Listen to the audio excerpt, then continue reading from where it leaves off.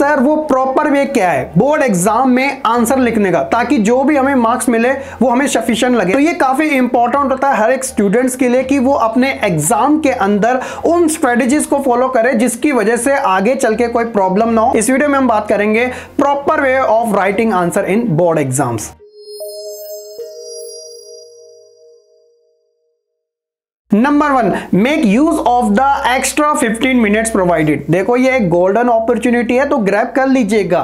जो आपको 15 मिनट्स मिलते हैं ना, अच्छे तरीके से क्वेश्चंस को रीड आउट करना और उसमें आपको 3 कैटेगरी को डिवाइडेड कर लेना है। पहली जो कैटेगरी है वो होगी कॉन्फिडेंट वाली, कि यानी कि वो क्वेश्चंस जिसमें आप हाईली कॉन्फिडेंट हो कि वो आप आराम से उन्हें कर लोगे। सेकेंड कैटेगरी होगी नमसम चल सकता है कि आप कॉन्फिडेंट हो भी, बाकी आप थोड़ा बहुत डीप उसमें लिखोगे तो आप कर सकते हो, यानी कि मॉडरेट टाइप का। और जो थर्ड कैटेगरी होगी उन क्वेश्चंस की जो कि जिसमें आप बिल्कुल भी कॉन्फिडेंट नहीं हो, यानी कि वो आपको अच्छे से आते ही नहीं है। तो इससे क्या होगा कि जब अब आप अपना आंसर लिखना शुरू करोगे ना, तो आपका टाइम बचेगा, क्योंकि ऑब्वियसली आप पहली कैटेगरी के आंसर को सॉल्व करोगे जो काफी जल्दी तरीके से हो सकते हैं। दूसरा जो मॉडरेट होगा उसमें थोड़ा और टाइम लग सकता है, तीसरे वाले में थोड़ा ज्यादा टाइम लग सकता है। तो ये होगा टाइम मैनेजमेंट, आपको जो 15 मिनट्स है अच्छे तरीके से ग्रैब करने हैं। सेकंड है attempt question in the right order. क्या होता है, बच्चा सीक्वेंस ऑर्डर में करता है और कुछ बच्चे क्या होता है थोड़ा शफलिंग करके करते हैं, यानी कि वो सीक्वेंस ऑर्डर को फॉलो नहीं करते।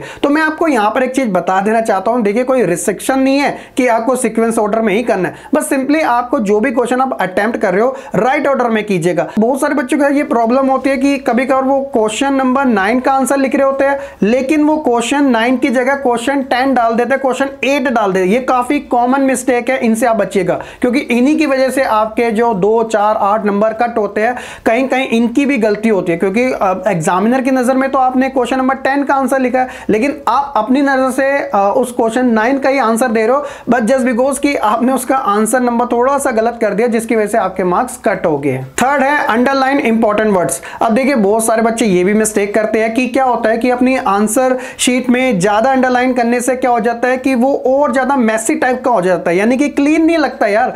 इसलिए आपको इस चीज का ध्यान रखना है कि जो इंपॉर्टेंट कीवर्ड्स है सिर्फ उन्हीं को ही आपको अंडरलाइन करना है, ताकि वो एक अलग से ही दिख जाए और आपके लिए काफी हेल्प हो। अब ज्यादा अंडरलाइन करने से क्या हो जाता है, मतलब बिल्कुल एक तो क्लीननेस होती है वो खराब हो जाती है और इतना ठीक भी नहीं लगता। फोर्थ जो है वो है आंसर ओनली 1 क्वेश्चन, स्पेशली उन वाले क्वेश्चन में जो चॉइस वाले होते हैं, यानी कि 2 क्वेश्चन होते हैं और वाले, या तो ऊपर वाला कर लो या फिर नीचे वाला कर लो। बहुत सारे बच्चे ये मिस्टेक कर लेते हैं कि वो दोनों ही कर देते हैं, तो इस चीज का जरा ध्यान रखिएगा। जो एग्जामिनर है ना, वो आपके दोनों क्वेश्चन को चेक नहीं करता, फिर वो ऐसी सिचुएशन में आपका जो नीचे वाला क्वेश्चन होता है उसे ही कंसीडर करता है। हो सकता है कि आपका पहला वाला आपकी प्रायोरिटी हो और नीचे वाला आपकी प्रायोरिटी इतनी नहीं हो, लेकिन आपने उसे भी अटेम्प्ट कर लिया, तो कंसीडर आपका नीचे वाला ही किया जाएगा। तो इस चीज का ध्यान रखिएगा और ये गलती आपसे नहीं होनी चाहिए। फिफ्थ है मेंटेन क्लैरिटी एंड नीटनेस। देखिए इंप्रेशन के लिए जो आपका आंसर शीट होती है ना, उसमें फर्स्ट, सेकंड और थर्ड जो पेज होता है वो काफी ज्यादा नीटनेस होना चाहिए, इतना साफ सुथरा होना चाहिए।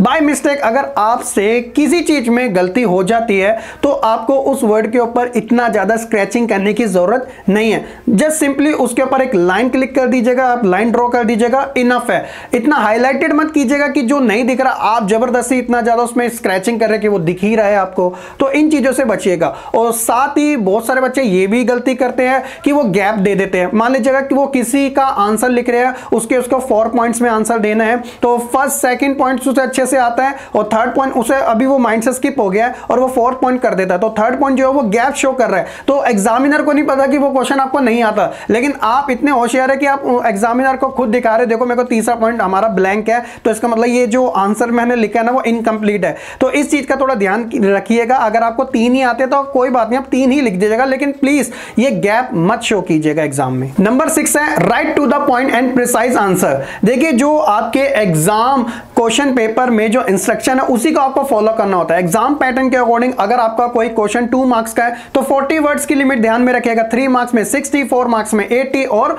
5 और 6 मार्क्स में 100 प्लस और 120 प्लस के आसपास ही आपको रखना है। समटाइम कुछ क्वेश्चन ऐसे भी होते हैं जो कि इंस्ट्रक्शन के बेसिस पे आपको फॉलो करना जरूरी होता है। अगर आपसे एग्जामिनर 6 मार्क्स में 3 ही रीजन आपसे आस्क कर रहा है तो आपका ये ड्यूटी है कि आपको उन्हें 3 रीजन में ही कंसीडर करना है। आपको 6 पॉइंट लिखने की जरूरत नहीं है, आप 1 2 3 करके लिख दीजिएगा। मेक श्योर कि जो हर एक पॉइंट हो ना उसके अंदर 40 वर्ड्स के समथिंग हो। 7th जो है वो है अटेम्प्ट ऑल द क्वेश्चंस। देखिए आपके रिटन एग्जाम में नेगेटिव मार्किंग नहीं होती, वो कॉम्पिटिटिव एग्जाम में होती है। मेक श्योर कि आप अपने सभी क्वेश्चन को अटेम्प्ट कीजिएगा।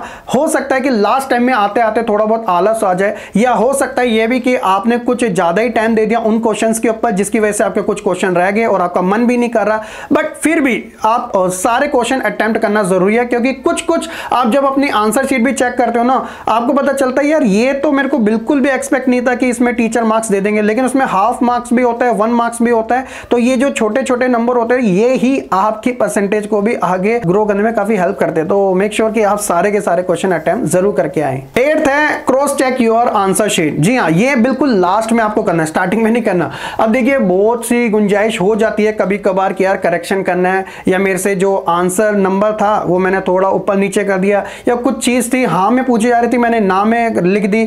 तो ये चीजें ना आप क्रॉस चेक कर सकते हो बिल्कुल लास्ट में।